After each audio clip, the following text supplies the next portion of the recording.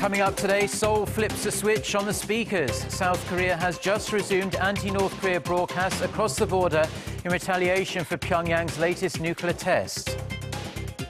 Fourth quarter profits at Samsung Electronics appear to have fallen short of forecasts, coming to slightly over $5 billion. Plus, China suspends its stock circuit breaker rule in a bid to regain stability after two massive plunges this week alone. China's two main stock markets open higher today. Stay tuned for these stories and more.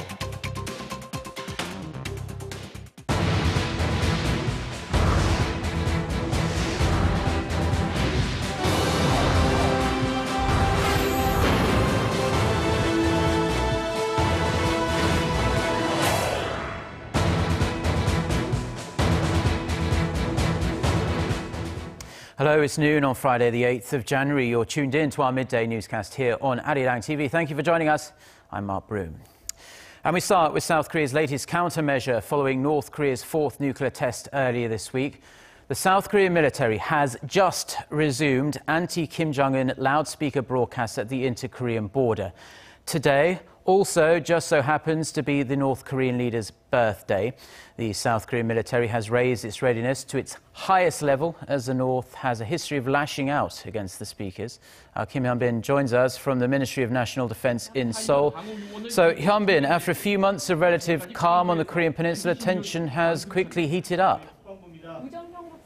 That's right, Mark. South Korean troops along the border are put on the highest state of alert to respond swiftly and strongly if North Korea tries to retaliate against the loudspeakers, which, like you said, started a few minutes ago. Now, the speakers are set in 11 different areas along the border. They pump out news and messages condemning North Korea's repressive government and even play the latest K-pop hits at high volume. The speakers will be turned on irregularly in different parts of the border at different points during the day and night. Now, officials here tell me that the military has deployed additional surveillance assets as well as extra firepower to the border. They also told me that there have been signs of extra surveillance and military movements north of the border. Now, if Pyongyang tried to attack, South Korea says it will fire back with 4 times the force, which is entitled to do under Article 51 of the UN Charter. Well, Hyun-bin, we certainly hope North Korea doesn't do anything that stupid, but South Korea knows full well how much Pyongyang really hates these loudspeaker broadcasts. Yeah, that's right. The South used these giant loudspeakers quite recently in August last year.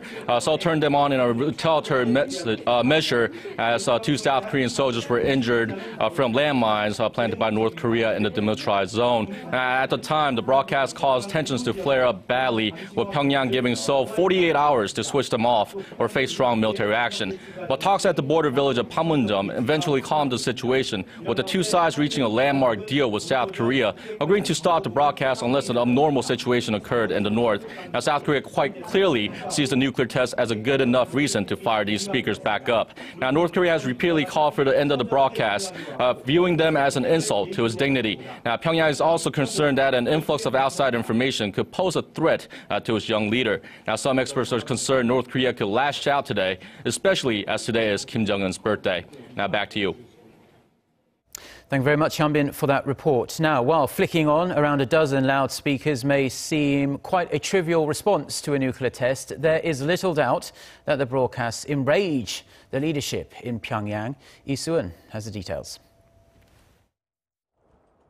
Anti-Pyongyang broadcasts have always been a powerful weapon against North Korea. South Korea's loudspeakers can be heard 24 kilometers away at night with a range of 10 kilometers during the day. It's a psychological warfare campaign to heap pressure on the North. Ideological lessons about democracy, advertisement of South Korea's developments, and criticism of North Korea's regime, including Kim Jong-un, are broadcasted. But the most effective content includes weather, news from around the globe, and even K-pop, similar to radio station programming. Experts say it's the entertainment aspect that interests the soldiers and the residents near the border and may eventually lead to the realization that the world isn't exactly what the communist regime claims. Just last August, South Korea resumed its anti-Kim Jong-un broadcast for the first time in 11 years on August 10th, following the North's landmine attack and subsequent exchange of artillery fire. Broadcasts were suspended again after 2 weeks, with the landmark agreement reached by the two sides' top officials. South Korea has aired broadcasts at the North since 1962 to 2004, when they were taken down after an inter-Korean agreement.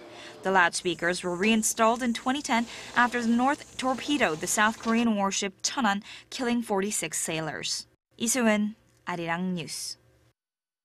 Now, South Korea, the US and Japan held a vice-ministerial level video teleconference to share information regarding North Korea's fourth nuclear test.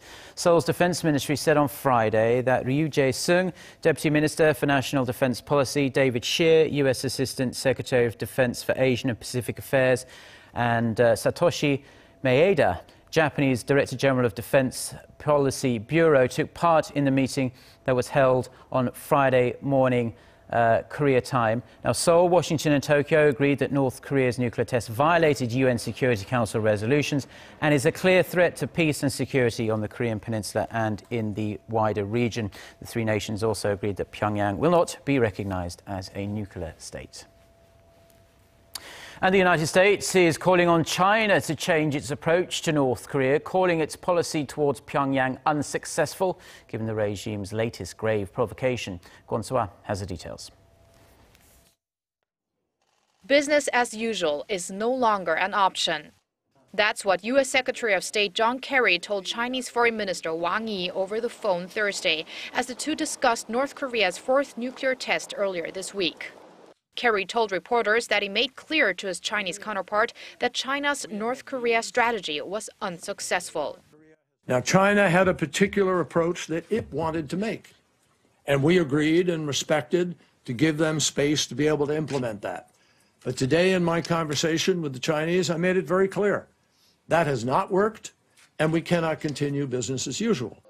The top U.S. diplomat said the two agreed to work closely and discuss several ways to deal with North Korea's nuke test Wednesday, which Pyongyang claims to have been its first successful H-bomb test. Kerry added that he has held constant consultations with Beijing and that North Korea has been discussed ever since his first trip to China. With China being North Korea's closest and most important ally, both diplomatically and economically, the international community is urging China to put more pressure on the communist state. China needs to reverse its North Korea strategy. When the United Nations Security Council adopts its new resolution on the North, China needs to actively participate in measures that hurt Pyongyang. Meanwhile, according to Seoul's Foreign Affairs Ministry, Minister Yoon Byung-se is also expected to speak to his Chinese counterpart over the phone Friday evening regarding the issue. Kwon So-ah, Arirang News. Now, did the United States know about North Korea's nuclear test plans prior to the detonation? Well, the answer is yes, according at least to NBC News, where a senior military official said Washington was aware of test preparations 2 weeks in advance. Now, drones were launched near the test site to get a baseline air sample, according to the official. Washington sampled the air on Wednesday and is testing for a radioactive material which would indicate whether Pyongyang successfully tested a hydrogen bomb, which it claims to have done. U.S. online media Daily Beast, also reported that Pentagon and intelligence officials in the U.S. were expecting a nuclear test but were caught off guard by the specific timing. Now, it's the final day of the National Assembly's extraordinary session, and some 50 non-contentious bills will be put to a vote at a plenary session later this afternoon. A resolution denouncing North Korea's nuclear test, adopted by the Parliamentary Committee on Thursday, will also be included for full adoption. The rival parties have yet to reach a compromise on other key bills, including redrawing the electoral map ahead of the general election in mid-April, in lieu of the National Election Commission's failure to establish a new electoral map. Assembly Speaker Jung Ui-hwa will not be able to exercise his authority to put the issue up to a vote. Now, the issue of the electoral map will be dealt with at the Parliament's provisional 30-day session that begins on January 9th. The current map was declared invalid on January 1st, New Year's Day, following an earlier ruling by Korea's Constitutional Court. Now, Samsung Electronics says its fourth quarter profits slightly fell below analysts' expectations. The Korean firm's operating profit jumped on year, but it fell on quarter, which watchers say was probably due to sluggish demand for its smartphones and components. Kim Min-ji has the details. Korea's tech giant Samsung Electronics' fourth quarter earnings missed market expectations. According to the company's earnings guidance, operating profit stood at just over $5 billion during the October to December period, up more than 15% on year, but down over 17% from a quarter earlier. Sales rose 0.5% from a year ago to over $44 billion. The operating profit estimate falls below the market consensus of $5.5 billion and marks a quarterly decline for the first time in 5 quarters. Sales also missed analyst expectations of $44.5 billion. Looking at the whole year, operating profit jumped more than 5% on year to $22 billion, while sales fell almost 3% to nearly $170 billion. However, Samsung posted an annual revenue of more than 200 trillion won, or roughly $167 billion, for the fourth straight year. Analysts attribute the slowdown in earnings to weakening chip and smartphone sales, Samsung's 2 biggest cash cows. But some expect the company's consumer electronics arm to post improved earnings on the back of strong TV and home appliance sales due to seasonal demands. The guidance figure does not break down the performance by sector. The company's finalized earnings will be announced later this month. Kim Min-ji, Arirang News.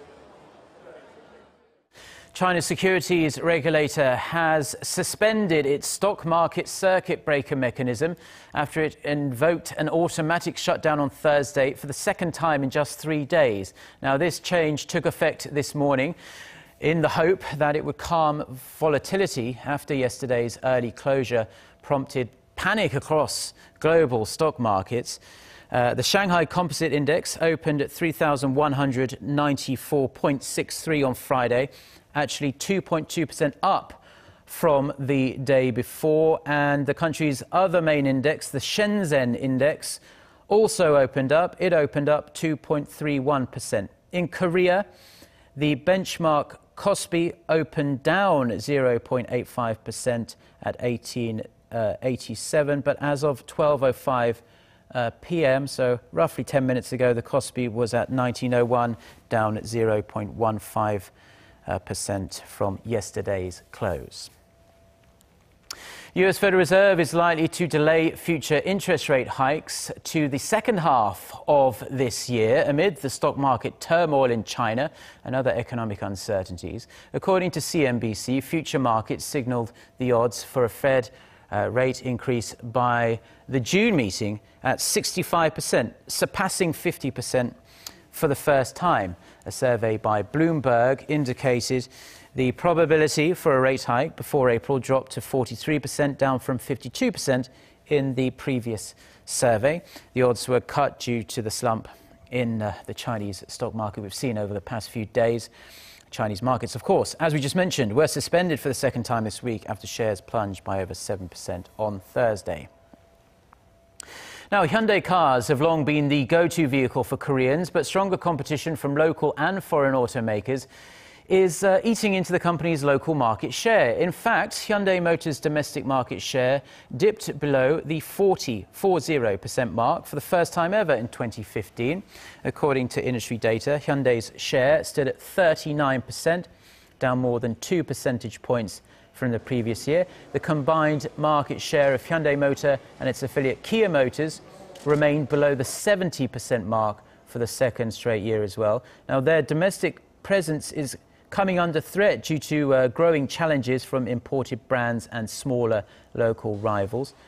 Sales of imported cars spiked over 24% on year to a record of nearly 244,000 units last year.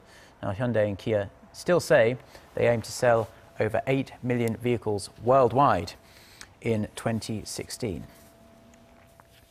Now, local scientists have confirmed for the first time that the virus that caused the severe outbreak of Middle East respiratory syndrome in Korea had mutated. Son Jong-in has more. The Korea Centers for Disease Control and Prevention said Friday that they found some genetic variations in the MERS outbreak that occurred in Korea last year. Researchers at the center analyzed the fluid samples taken from 8 people infected with the virus, including the country's first patient who was diagnosed after returning from a trip to Saudi Arabia in May. They found spike glycoprotein in the virus, which enables MERS to enter into human cells to proliferate, was genetically different to previous documented cases in the Middle East. This could have raised the capacity of the virus to spread from person to person in Korea. The MERS outbreak infected 187 people in the space of a few months last year. However, the research team said it was too soon to determine if the mutation altered the way the virus spread. Kim Dae-won, a principal researcher, said the team was certain the mutation occurred, but more detailed analysis needed to be carried out to reach any conclusion on the matter. The findings were published in the January edition of the U.S. Emerging Infectious Diseases magazine. 손정인, Arirang News. Now, the New York Times has compiled its annual list of the top 52 destinations to visit in 2016, and Korea's venue for the 2018 Winter Olympics is included. Pyeongchang placed 35th on the list, and the New York Times advised visiting the city's ski slopes before the Olympics hit in 2018. The destination is described as having well-groomed runs, friendly service and comfortable slope-side rooms. Now, among the several ski resorts in the area, Pyeongchang was also recommended as one of the best. Mexico City claimed the top spot in that list this year. Previous winners have included Milan, Cape Town and Rio de Janeiro. Seoul made last year's list, ranking 33rd. And on that note, that is where we're going to leave it for now on this Friday afternoon here in Seoul. For more of the latest, don't forget to check out the website, arirang.com/news. Have a wonderful weekend. Goodbye.